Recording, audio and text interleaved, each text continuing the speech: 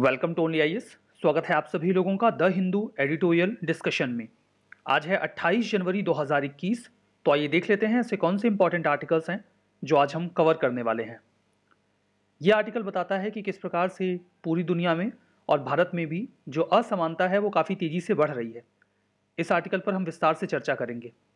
यह आर्टिकल जो है वो कहता है कि चूंकि हम एक पोस्ट पैंडेमिक एरा में जाने वाले हैं तो फिस्कल स्टिमुलस बढ़ना चाहिए, यानी कि जो गवर्नमेंट का एक्सपेंडिचर है वो इनहेंस होना चाहिए। बहुत सारी बढ़िया बातें इस आर्टिकल में की गई हैं, कुछ नए कॉन्सेप्ट्स भी आपको जानने को मिलेंगे। तो इन सभी चीज़ों को विस्तार से इस आर्टिकल में डिस्कस करेंगे।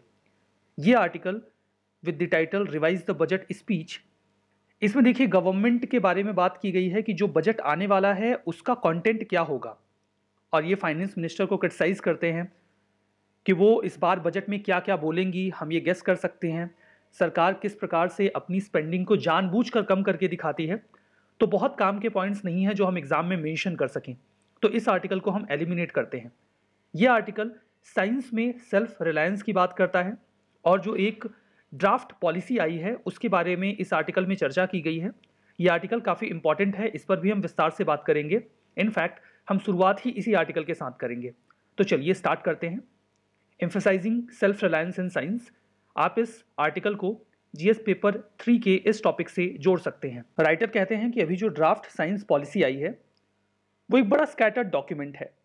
सारी चीज़ें सिस्टमैटिक ढंग से उसमें नहीं लिखी गई हैं, फिर भी इस डॉक्यूमेंट में कुछ बहुत ही इंपॉर्टेंट बातें हैं, साइंटिफिक विजन है और इंफॉर्मेशन है। थोड़ा सा बैकग्राउंड में चल के समझते हैं। 4 मार्च 1958 को जवाहरलाल नेहरू जी की लीडरशिप में for the first time Bharat के आज़ाद होने के बाद पार्लियामेंट ने एक रेजोल्यूशन पास किया था साइंस पॉलिसी के ऊपर। रेजोल्यूशन में ये बोला गया था कि जो साइंस है वो एक नया टूल हमें प्रोवाइड करवाता है कि हम नए तरीके से सोचें, और हमारे मेंटल हॉरिजन को एक्सटेंड करता है। अब ये जो बात कही गई थी साइंस के बारे में, इससे साइंस को हमारे लाइफ के बेसिक वैल्यू के साथ जोड़ दिया गया, जो हमें एक जीवन शक्ति देता है या हमारी लाइफ को थोड़ा डायनेमिक बनाता है, गतिशील बनाता है। तो काफ़ी अच्छी बात की गई थी। इस रिजोल्यूशन के बाद जो भी सरकारें आने वाले समय में आई वो अलग अलग तरीके से साइंस के ऊपर पॉलिसी स्टेटमेंट जारी करते रहे, जो अपने हिसाब से ऑब्जेक्टिव्स एंड गोल्स वगैरह भी डिसाइड करते थे, ऑब्वियसली उस समय की ज़रूरतों को संज्ञान में लेकर, ध्यान में रखकर। इंडिया के department of science and technology ने अभी हाल ही में एक ड्राफ्ट पॉलिसी लॉन्च की, जो कि 5th science and technology and innovation policy है। अब कहीं पर अगर STI लिखा मिले तो समझ जाइएगा साइंस टेक्नोलॉजी एंड इनोवेशन, इस STI का मतलब होगा। 62 पेजेस का ये डॉक्यूमेंट है जिसमें नई साइंस पॉलिसी के ऑब्जेक्टिव्स एंड गोल्स को मेंशन किया गया है। अब यहां पर लोगों से ये एक्सपेक्ट किया जा रहा है कि वो इस डॉक्यूमेंट पर फीडबैक देंगे, लेकिन फीडबैक तो तब ना देंगे जब ये समझ में आएगा, क्योंकि ये डॉक्यूमेंट बहुत ही ज़्यादा स्कैटर्ड है, बहुत ही भारी भरकम शब्दों का इस्तेमाल किया गया है, और कई सारे बहुत ही घिसे पिटे वर्ड्स यूज किए गए हैं जिनका मतलब नहीं है। मतलब इस पूरे डॉक्यूमेंट में से काम की बात को निकालना भूसे में से अनाज निकालने जैसा है। डेफिनेटली एक टफ टास्क है, लेकिन अच्छी बात यह है कि इस आर्टिकल ने काफी हद तक ये काम हमारे लिए कर दिया है। देखिए, ये जो ड्राफ्ट पॉलिसी है इसमें 3 महत्वपूर्ण बातें हैं जो यहां पॉइंटर्स के फॉर्म में हमने अलग कर ली हैं। सबसे पहले तो फोकस ये है कि टेक्नोलॉजी के फील्ड में हम खुद को सेल्फ रिलायंट बनाएंगे, और इंडिया की पोजीशन को हम दुनिया के 3 साइंटिफिक सुपर पावर्स में लेकर जाएंगे। बाकी 2 कौन से हैं नाम नहीं मेंशन किया गया, लेकिन हम लोग अंदाजा लगा सकते हैं कि ये लोग USA और चाइना के बारे में बात कर रहे होंगे। दूसरा पॉइंट ये है कि जो ड्राफ्ट पॉलिसी है वो ये कहती है कि हमें देश के बेस्ट माइंड्स को अट्रैक्ट करना चाहिए, और जो साइंस का डेवलपमेंट है वो पीपल सेंट्रिक होना चाहिए, मतलब लोगों को फायदा पहुंचाने वाला होना चाहिए। हमें एक साइंस, टेक्नोलॉजी और इनोवेशन का इकोसिस्टम तैयार करना है। और तीसरा पॉइंट ये है कि जो प्राइवेट सेक्टर का कंट्रीब्यूशन है, जो भी रिसर्च एंड डेवलपमेंट पर हम पूरा खर्चा करते हैं, उसमें हमें आने वाले 5 सालों में उस एक्सपेंडिचर को, कंट्रीब्यूशन को डबल करना है। मतलब प्राइवेट सेक्टर को घसीटने की बात की जा रही है साइंस एंड टेक्नोलॉजी के डेवलपमेंट में। तो ये 3 महत्वपूर्ण बातें हैं। समझने वाली बात यह है यही सारी बातें तो 2013 की पॉलिसी में भी कही गई थी। 2020 के ड्राफ्ट पॉलिसी में हम एक्सपेक्ट कर रहे थे कि सरकार इस चीज को मेंशन करेगी कि आखिर अभी तक 2013 की जो पॉलिसी आई थी उसमें हमें क्या क्या डेवलपमेंट देखने को मिले हैं, लेकिन वो चीज तो हमें एब्सेंट मिली है। अब देखिए, इस ड्राफ्ट पॉलिसी में जो बातें बताई गई हैं या साइंस एंड टेक के डेवलपमेंट में इंडिया में जो प्रॉब्लम्स हैं हम उन पर ध्यान केंद्रित करते हैं। कई सारे पॉइंटर्स हमारे सामने हैं। अगर कोई जीएस पेपर 3 में क्वेश्चन आता है तो ये सारी चीजें आपको हेल्प करेंगी, और ऐसे वगैरह भी समटाइम्स साइंस के ऊपर आ जाते हैं तो वहां पर भी ये सारी बातें आपके लिए मददगार साबित होंगी। पहली बात तो रिसर्च एंड डेवलपमेंट के तौर पर उसमें जो इन्वेस्टमेंट किया जाता है सरकार की ओर से वो अभी भी बहुत कम है। वो हमारे जीडीपी का 0.5% से 0.6% के आसपास है, जबकि जो हमारा नेशनल गोल है वो ये है कि हम अपने जीडीपी का 2% रिसर्च एंड डेवलपमेंट में खर्च करेंगे, जो अभी तक हो नहीं पा रहा है। देखिए, फैक्ट ये है कि जो बेसिक साइंस में रिसर्च होती है उसमें अभी भी फंडिंग की कमी है। जो बेसिक फंडामेंटल्स पर रिसर्च की जानी चाहिए, इवन जो एलिट इंस्टीट्यूशंस हैं लाइक आईआईटीज, वो भी अपनी डेली लेबोरेटरीज को अच्छी तरीके से रन नहीं कर पाते क्योंकि उनके पास इतने सारे पैसे नहीं होते। 2020 की जो ड्राफ्ट पॉलिसी है वो ये कहती है कि प्राइवेट सेक्टर वाले इन्वेस्टमेंट नहीं करते। सवाल ये है कि वो इन्वेस्टमेंट क्यों करेंगे, और अगर उन्हें इन्वेस्टमेंट करना भी है तो वो एक कमर्शियल रिसर्च में इन्वेस्टमेंट करेंगे जिससे कि उन्हें लॉन्ग टर्म में फायदा हो। आखिर प्राइवेट सेक्टर बेसिक साइंस के रिसर्च में पैसे क्यों लगाएगा जबकि इनके रिजल्ट्स आने में बहुत समय लगता है। लॉन्ग टर्म इसके इफेक्ट्स होते हैं, लेकिन ऐसी स्थिति में तो सरकार को ही पैसे खर्च करने होंगे बेसिक साइंस के रिसर्च में। इवन यूएसए में भी प्राइवेट सेक्टर ने बेसिक साइंस के रिसर्च में पैसे खर्च नहीं किए। मुझे लगता है मुझे आपको एक एग्जाम्पल देना चाहिए कि बेसिक साइंस में रिसर्च से हमारा मतलब क्या है, जो बहुत ही जरूरी है पब्लिक इंटरेस्ट में, लाइक ह्यूमन जीनोम पर अगर रिसर्च की जा रही है और उसका एक डेटाबेस तैयार किया जा रहा है, that is a kind of basic science research. या फिर हम स्ट्रेस लेवल पे कोई रिसर्च कर रहे हैं, तो इसमें आखिर प्राइवेट सेक्टर पैसा क्यों लगाएगा जैसा कि सरकार एक्सपेक्ट कर रही है। चौथी प्रॉब्लम यह है कि सरकार रिसर्च एंड डेवलपमेंट को साइंस में फाइनेंस करने को लेकर अलग अलग एजेंसीज में इस चीज को, अपनी रिस्पॉन्सिबिलिटीज को शिफ्ट कर रही है, like states, private enterprise, foreign multinational companies, ये सब पैसा लगाएं, ऐसा सरकार सोच रही है। लेकिन सरकार ये जो मॉडल है ये वास्तव में वर्केबल है कि नहीं है, प्रैक्टिकल है कि नहीं है, स्पेशली जब पेंडेमिक का एरा खत्म हुआ है। प्राइवेट सेक्टर के पास खुद भी बहुत पैसे नहीं होंगे कि वो ऐसे रिसर्चेस में पैसे खर्च करे, वो तो खुद को सेल्फ सस्टेन करने में लगे हुए हैं। तो क्या ये वर्केबल है? सरकार ने इस चीज पर भी बहुत ज्यादा ध्यान नहीं दिया अपनी ड्राफ्ट पॉलिसी में। छठा पॉइंट ये है कि सरकार ने बहुत अच्छी अच्छी बातें की है, लाइक डिसेंट्रलाइज्ड इंस्टीट्यूशनल मैकेनिज्म हम ऑप्ट करेंगे, top down and bottom up approach अपनाएंगे, एडमिनिस्ट्रेटिव और फाइनेंशियल मैनेजमेंट हम बेहतर करेंगे, रिसर्च गवर्नेंस बढ़िया करेंगे, डाटा और रेगुलेटरी फ्रेमवर्क को बेहतरीन करेंगे और सिस्टम इंटरकनेक्टेडनेस लेकर आएंगे।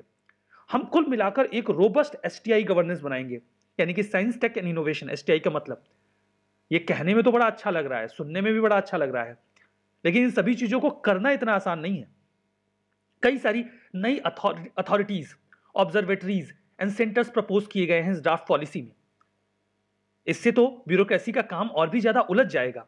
एग्जाम्पल के तौर पे स्ट्रेटेजिक टेक्नोलॉजी बोर्ड बनाने की बात की गई है, जिसके अंडर में एक स्ट्रेटेजिक टेक्नोलॉजी डेवलपमेंट फंड होगा। Indian science and technology archive बनाने की बात की गई है, will be a kind of research portal. ऐसे कई तरीके के डिवीजन करने की बात इस पॉलिसी में की गई है। आठवां पॉइंट यह है कि 2019 में यह बात निकल के आई थी कि लगभग 2400 जो स्टूडेंट्स हैं उन्होंने 23 आईआईटी से सिर्फ 2 सालों में ड्रॉप कर दिया अपनी एजुकेशन को। ये स्टूडेंट्स लार्जली शेड्यूल कास्ट और शेड्यूल ट्राइब से बिलोंग करते थे और कुछ अदर बैकवर्ड क्लासेस से। आईआईटीज में स्टूडेंट्स में सुसाइड का ट्रेंड भी बढ़ा है। ऐसा संभवतः कास्ट डिस्क्रिमिनेशन के कारण हो सकता है। अब देखिए, ये एक तुक्का है, मे बी अदर रीजन हो, स्टडी स्ट्रेस हो या और भी प्रॉब्लम्स हो सकती हैं, बट ये एक संभावना जताते हैं कि कास्ट डिस्क्रिमिनेशन की वजह से भी ऐसा हो सकता है। अब ये प्रॉब्लम बता रहे हैं, ये कास्ट डिस्क्रिमिनेशन का नाम इसलिए ले रहे हैं बिकॉज गवर्नमेंट ने इस ड्राफ्ट पॉलिसी में इस संबंध में भी कुछ सुधार की बात की है। तो ये एक नेगेटिव पॉइंट है, अभी राइटर इसका पॉजिटिव पॉइंट भी बताएंगे। देखिए, यहां पर इस बात को भी ध्यान में रखना चाहिए कि पॉलिसी में यह कहा गया कि वुमेन और एलजीबीटीक्यू जो कम्युनिटी के लोग हैं, LGBTQ का फुल फॉर्म है lesbian, gay, bisexual, transgender and queer. ये जो कम्युनिटी है इसके पार्टिसिपेशन को भी इंश्योर किया जाएगा science and tech and innovation में, ताकि हम अच्छी तरीके से इंक्लूसिव बना सकें इसे। लेकिन ये होगा कैसे, इस बात पर चर्चा नहीं की गई है। तो अभी तक तो राइटर ने इस ड्राफ्ट पॉलिसी की बहुत सारी कमियां हमें गिनाई। अब वो कहेंगे कि नहीं, ऐसा नहीं है कि पूरी ड्राफ्ट पॉलिसी बिल्कुल बेकार है। उन्होंने कहा कि इसमें कुछ बहुत ही बढ़िया बातें भी हैं। यहां पर देखिए, वो ये कहते हैं कि जो गवर्नमेंट है उन्होंने जो डिसेंट्रलाइज्ड और एडमिनिस्ट्रेटिव आर्किटेक्चर कहा कि इसेंशियल है, ये बहुत अच्छी बात है। हमें इसके प्रैक्टिकल ऑप्शंस को तलाशना चाहिए और इसके लिए हमें जो रिसर्च एंड एकेडमिक सेंटर्स हैं उन्हें ज़्यादा ऑटोनॉमी देनी चाहिए। वो ये भी कहते हैं कि सरकार का जो मॉडल है कि हम फाइनेंस करेंगे इस पूरे रिसर्च एंड डेवलपमेंट को साइंस एंड टेक में, ये तो बढ़िया चीज़ है, लेकिन इसके लिए गवर्नमेंट को self financing revenue model opt करना चाहिए, जैसा कि देहरादून डिक्लेरेशन में कहा गया था। CSIR की जो लैब है वहां पर जब बातचीत चल रही थी 2015 में तब, और यह भी कहा गया कि अगर हम ऐसा करते हैं, सरकार फंड करती है ऐसे रिसर्चेस को, तो ज्यादा फायदा होगा। जो पॉलिसी मेकर्स हैं उनके लिए हम एक अल्टरनेटिव मैकेनिज्म की बात कर रहे हैं गवर्नेंस के लिए, यह भी बहुत अच्छी बात है। फाइनेंशियल लैंडस्केप थोड़ा बेहतर हो जाएगा। हमें जो एडमिनिस्ट्रेटर्स हैं उनके बर्डन को भी कम करने की जरूरत है। एट द सेम टाइम यह भी कहा गया कि जो ग्रांट मैकेनिज्म है जो इंटरनेशनल लेवल पे मिलता है उसे भी एक्सप्लोर करने की कोशिश की जाएगी गवर्नमेंट के द्वारा। यह भी बहुत अच्छी चीज है। यहां पर एक चीज और की गई है, यह कहा गया कि जो साइंस की इंफॉर्मेशन है वो पब्लिक डोमेन में आसानी से नहीं होती है, और अगर आप जो बहुत बढ़िया बढ़िया जर्नल्स हैं उनका सब्सक्रिप्शन लेने जाएं तो वो बहुत महंगे पड़ते हैं। तो गवर्नमेंट ने प्लान किया है कि वो बल्क में जो दुनिया के इंपॉर्टेंट जर्नल्स हैं उनका सब्सक्रिप्शन ले लेंगे और उसके बाद उसे जनरल पब्लिक के लिए फ्री कर दिया जाएगा। तो ये बहुत ही बढ़िया चीज है, क्योंकि अब और एट द सेम टाइम ये भी कहा गया कि जो भी पब्लिक फंडेड रिसर्च हैं उन सभी को पब्लिक डोमेन में रख दिया जाएगा, उनकी सभी इंफॉर्मेशन आप एक्सेस कर सकते हैं। इससे जो फर्दर रिसर्चेस हैं उनमें काफी ज्यादा फायदा हो जाएगा। तो सरकार की ये जो इनिशिएटिव्स हैं इस पॉलिसी में वो डेफिनेटली बहुत ही बढ़िया है। एट द सेम टाइम ये भी कहा गया कि जो एकेडेमिया है उसमें इंक्लूसिव कल्चर लेकर आया जाएगा, मतलब किसी भी प्रकार के डिस्क्रिमिनेशन को अवॉइड किया जाएगा। Gender, caste, religion, geography, language, disability, इन सभी को हटाया जाएगा। ये पॉइंट जिस पर इस पॉलिसी को क्रिटिसाइज भी किया जा रहा था कि ड्रॉप आउट रेट या फिर सुसाइडल टेंडेंसीज, जो डिस्क्रिमिनेटेड क्लास है सो कॉल्ड तरीके से, उसमें ज्यादा बढ़ रहा है। तो इस चीज को काउंटर करने के लिए गवर्नमेंट ने यहां पर इस पॉलिसी में एक पॉजिटिव स्टेप की भी बात की है।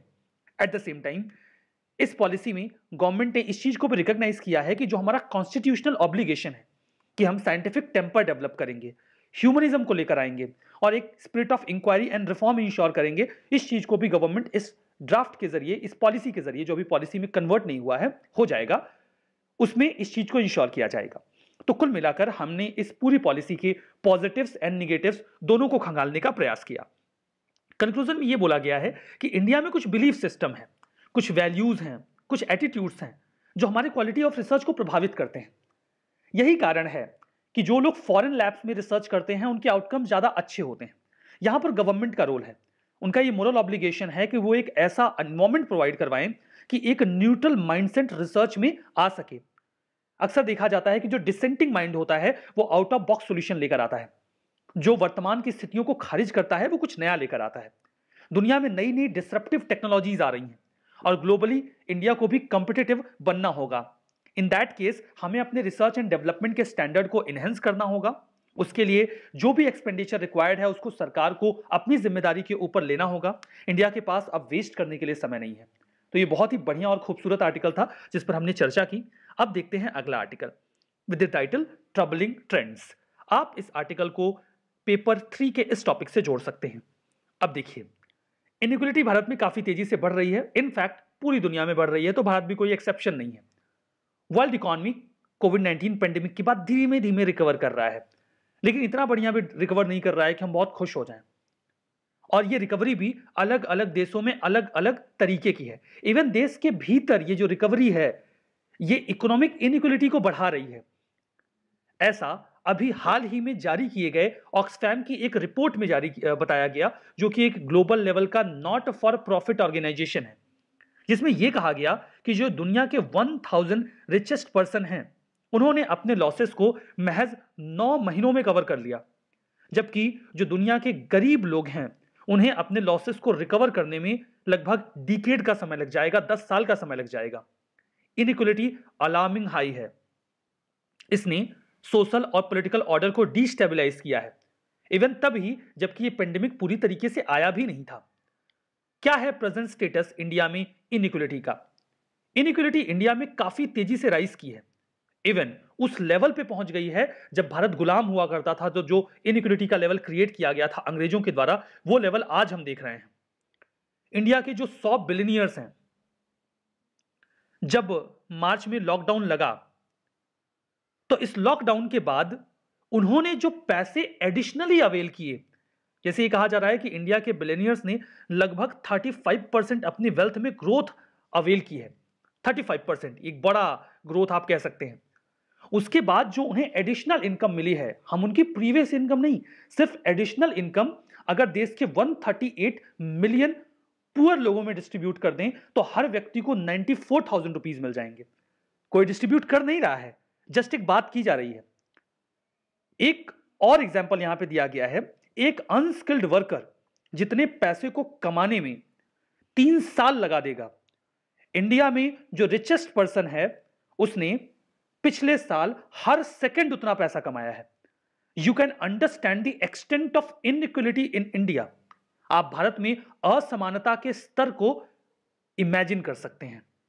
अब यहां पर देखिए, आगे बात करते हैं। 1 मिनट, मैं स्लाइड में ऊपर जाता हूं, ठीक है। हां, अब यहां पर बात की गई है कि क्या ऐसे पॉइंटर्स हैं जिनमें हम प्रॉब्लम देख रहे हैं। ट्रबलिंग ट्रेंड्स, इनइक्वलिटी भारत में काफी तेजी से बढ़ रही है, इनकम में भी और अपॉर्चुनिटीज में भी। डिस्क्रिमिनेशन भी देखा जा रहा है जेंडर, कास्ट और बाकी के फैक्टर्स की वजह से, जिसने इस इनइक्वलिटी को और भी ज्यादा बेकार कर दिया है।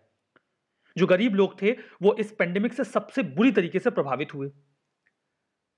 अब यहां पर जो खर्च किया जाता है ग्रोथ के नाम पर पॉलिसी मेकर्स के द्वारा, वो इनइक्वलिटी को एनहेंस करता है, लेकिन हम इस पर बातचीत नहीं करना चाहते, क्योंकि यह कहा जाता है कि अगर हम इस पर ज्यादा फोकस करेंगे तो हम अपनी इकोनॉमिक ग्रोथ को खो देंगे। जब यह कहा जाता है कि कैपिटलिज्म को प्रमोट किया जा रहा है तो इस पर बातचीत करने को पब्लिक एरेना में कोई नहीं आता।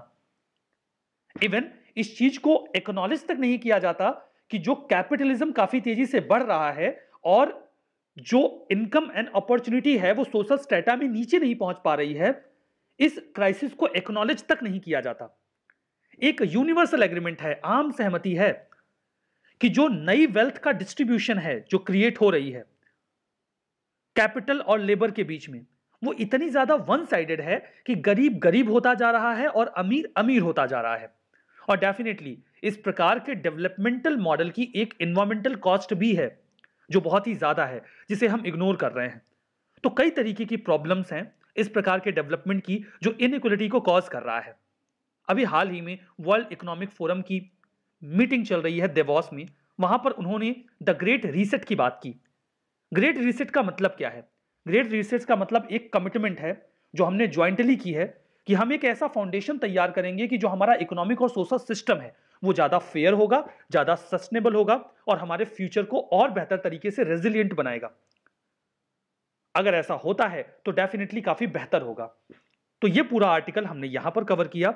अब हम देखते हैं अपना अगला आर्टिकल जो कि इकोनॉमी के ऊपर है, keep the wheels of economic recovery turning.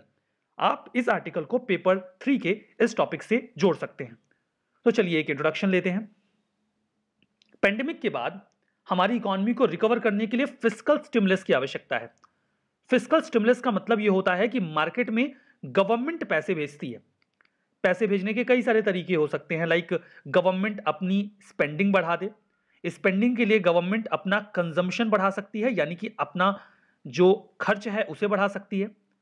Eight the same time government tax कम कर सकती है। अगर गवर्नमेंट टैक्स रिड्यूस कर देगी तो लोगों के हाथों में ज्यादा पैसा बचेगा। तो कुल मिला के फिस्कल स्टिमुलस रिक्वायर्ड है और सरकार को इसके लिए प्रयास करना चाहिए। अभी इकोनॉमिक सर्वे आने वाला है। इकोनॉमिक सर्वे में हमें पता चलेगा कि हमारी इकोनॉमी का स्टेटस क्या है, that too on the empirical evidences. Empirical evidences का मतलब होता है साइंटिफिक एविडेंस या फिर evidence that is based on fact, objective fact. तो ये तो हो गया इंट्रोडक्शन।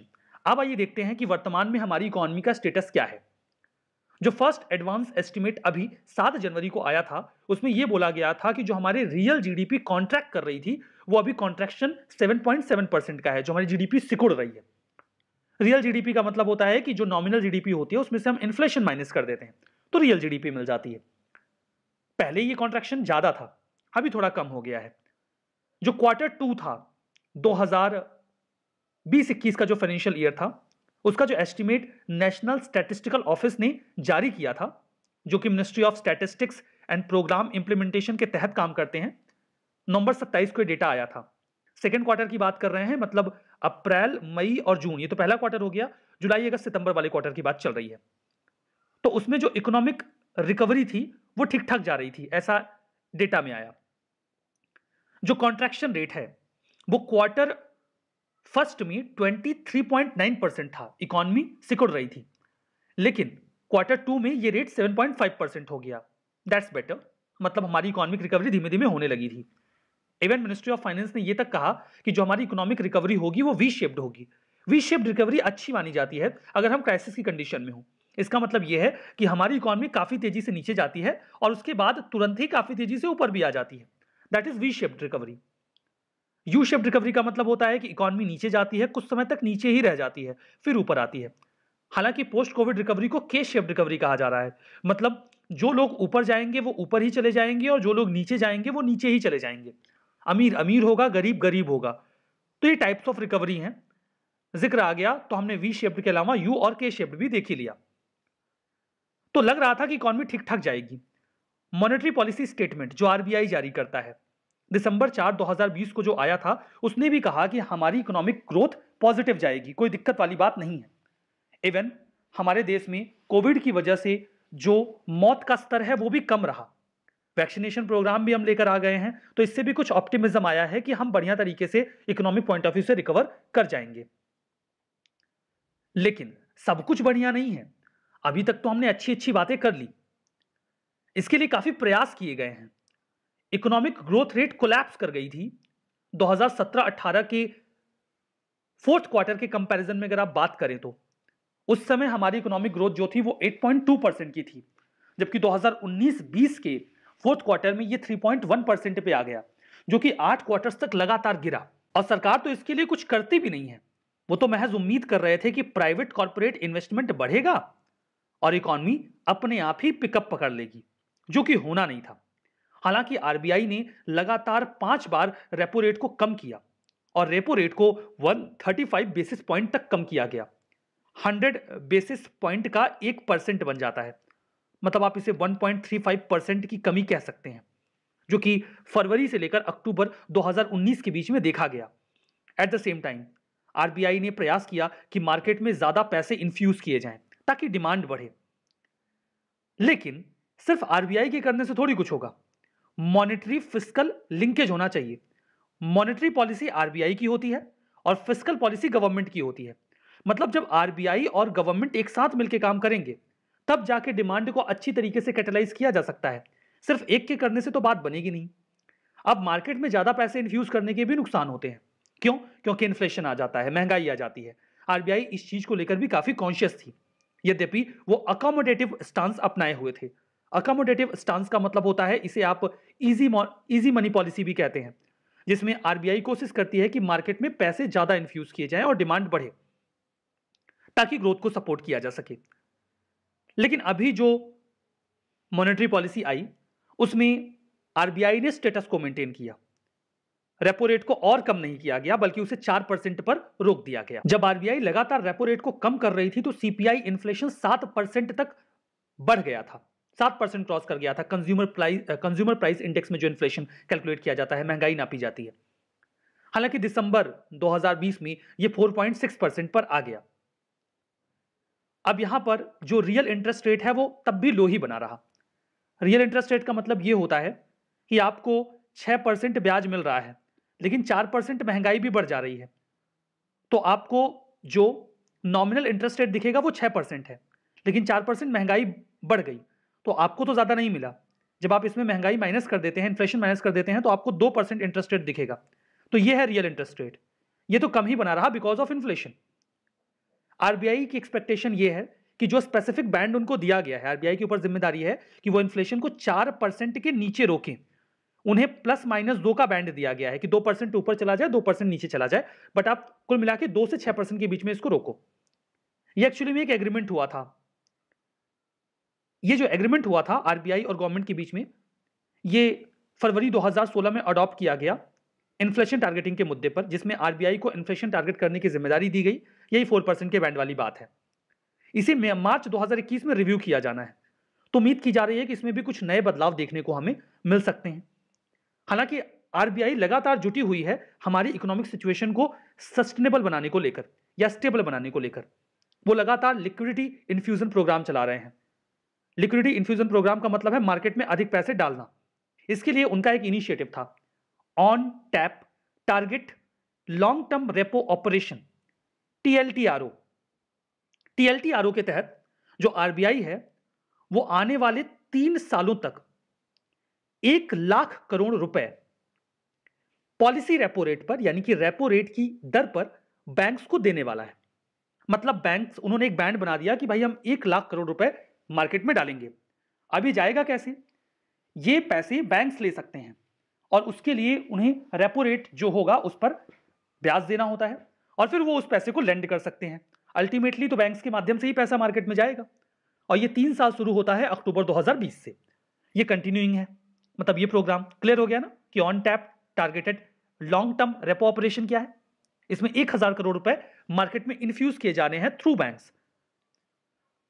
अब ये जो प्रोग्राम है इसमें 5 स्ट्रेस्ड सेक्टर को चुना गया था कि जो पैसे ये मार्केट में जाएंगे वो 5 स्ट्रेस्ड सेक्टर में लोन में दिए जाएंगे।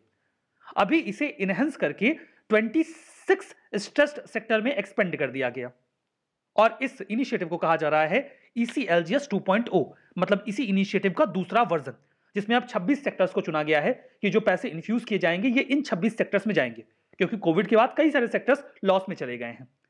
एक और इनिशिएटिव आरबीआई ने लिया था, emergency credit line guarantee scheme. जैसा कि नाम से स्पष्ट है, इसमें इमरजेंसी क्रेडिट देने की बात की गई होगी। यह एक्चुअली में एक तरीके की लाइफ लाइन है बैंक्स के लिए भी और नॉन बैंकिंग फाइनेंशियल कॉर्पोरेशंस यानी कि एनबीएफसी के लिए भी, जिसमें गवर्नमेंट उनको गारंटी देती है 100% की कि अगर आप स्ट्रेस में होंगे तो हम, जैसे आपका काम भी नहीं चल पा रहा है, तो आपकी वर्किंग कैपिटल की रिक्वायरमेंट को पूरा करने के लिए हम आपको 3 लाख करोड़ तक का क्रेडिट दे देंगे। जो भी एलिजिबल बोरोवर्स होंगे उनकी टर्म्स एंड कंडीशंस होंगी, बहुत डिटेल में नहीं जाते हैं, मेन मुद्दा समझते हैं कि आरबीआई कैसे कैसे इनिशिएटिव ले रही है जिसमें गवर्नमेंट का भी एक प्रॉपर रोल है। हालांकि जो असिस्टेंस दिया जाता है वो आरबीआई के थ्रू ही दिया जाता है। तो emergency credit line guarantee scheme भी एक अच्छा इनिशिएटिव रहा। आरबीआई अपना ऑपरेशन ट्विस्ट भी कंटिन्यू किए हुए है। अब देखिए, ऑपरेशन ट्विस्ट जो है ये एक यूएसए का कॉन्सेप्ट है जो 1961 में स्टार्ट हुआ था, जब कोरियन वॉर के बाद अमेरिका में काफी ज्यादा इकोनॉमिक स्ट्रेस आ गया था।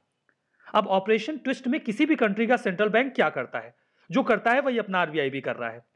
इसमें central bank open market operation एक मैकेनिज्म है जो आप बेसिक इकोनॉमी में पढ़ते हैं, जिसमें आरबीआई बॉन्ड्स एंड सिक्योरिटीज की खरीद फरोख्त करता है, खरीदता और बेचता है। तो ये जो ऑपरेशन ट्विस्ट है इसमें क्या होता है, ऑपरेशन ट्विस्ट में जो सेंट्रल बैंक है वो शॉर्ट टर्म की सिक्योरिटीज को बेचता है। अब जब वो शॉर्ट टर्म की सिक्योरिटीज को बेचेगा जो कि 1 साल के लिए होती हैं, तो इससे आरबीआई को पैसे मिलेंगे, या स्पष्ट शब्दों में कहूं तो गवर्नमेंट को पैसे मिलेंगे, क्योंकि गवर्नमेंट सिक्योरिटीज को आरबीआई गवर्नमेंट की ओर से बेचता है। तो गवर्नमेंट को शॉर्ट टर्म सिक्योरिटीज बेचने के पैसे मिल जाएंगे और जो पैसे उनको मिलेंगे उससे वो लॉन्ग टर्म की सिक्योरिटीज खरीद लेंगे।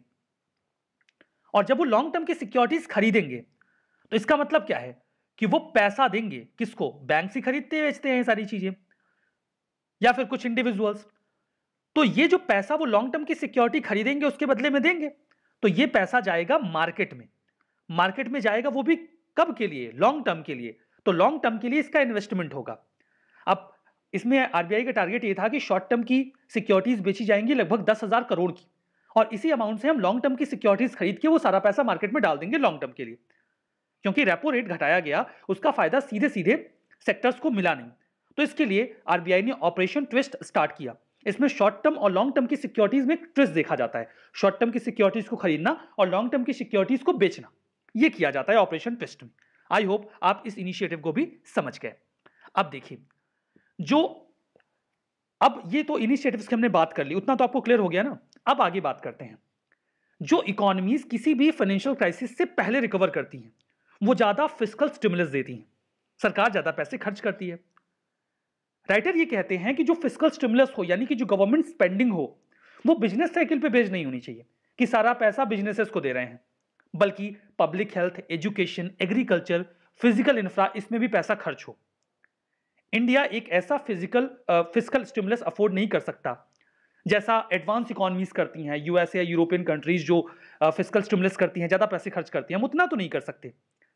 लेकिन फिर भी मिलियंस ऑफ लोग अब जॉबलेस हो गए हैं, तो सरकार को कुछ ना कुछ तो करना पड़ेगा। इसीलिए एक्सपेक्ट किया जा रहा है कि 1 फरवरी को जो बजट आएगा वो एक ऐसा बजट होगा जो आज तक कभी नहीं आया है। अब देखिए, जो एडवांस इकोनॉमीज हैं वो कैसे खर्च कर रही हैं। बिडेन ने अभी एक प्लान बनाया है इकोनॉमिक रिकवरी का, जिसमें वो 1.9 ट्रिलियन खर्च करने वाले हैं, मिलियन बिलियन नहीं, ट्रिलियन।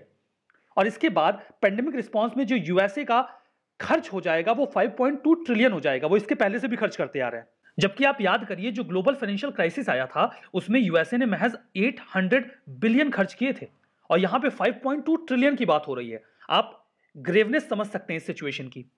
आईएमएफ जब डेटा दे रहा था कि कौन से देश ने कितना खर्चा किया अभी तक इस कोविड से लड़ने के लिए, तो इंडिया ने अपने जीडीपी का 1.8% खर्चा किया है, जबकि ब्राजील ने 8.3%, रशिया ने 2.4%, चाइना ने 4.6%, साउथ अफ्रीका ने 5.3%। बताओ, हमने अभी भी कम खर्च किया है। तो यहां पर जरूरी है कि हम अब ज्यादा खर्च करें। हमारे जो फाइनेंस मिनिस्टर हैं निर्मला सीतारमण, उन्होंने कहा भी कि अब हम फिस्कल डेफिसिट के डर से गवर्नमेंट स्पेंडिंग कम नहीं करेंगे। ये बहुत अच्छी बात है कि गवर्नमेंट की ओर से ऐसे हिंट दिए जा रहे हैं कि सरकार फिस्कल स्टिमुलस देगी। ये बहुत जरूरी है, क्योंकि पब्लिक हेल्थ इंफ्रा बेहतर करना होगा। कोविड-19 की वैक्सीन भी सब तक पहुंचानी है, उसमें भी खर्चा आएगा। प्राइवेट कॉर्पोरेट इन्वेस्टमेंट हो नहीं रहा है, तो इन्वेस्टमेंट के फ्रंट पे भी गवर्नमेंट को ही कुछ करना होगा। जो इकोनॉमिक रिकवरी का पाथ है वो इस बात पर डिपेंड करेगा कि हम पेंडेमिक को कैसे कंटेन कर रहे हैं, और हमारी मैक्रो इकोनॉमिक पॉलिसीज, जो बड़ी पॉलिसीज हैं, वो हैं कैसी।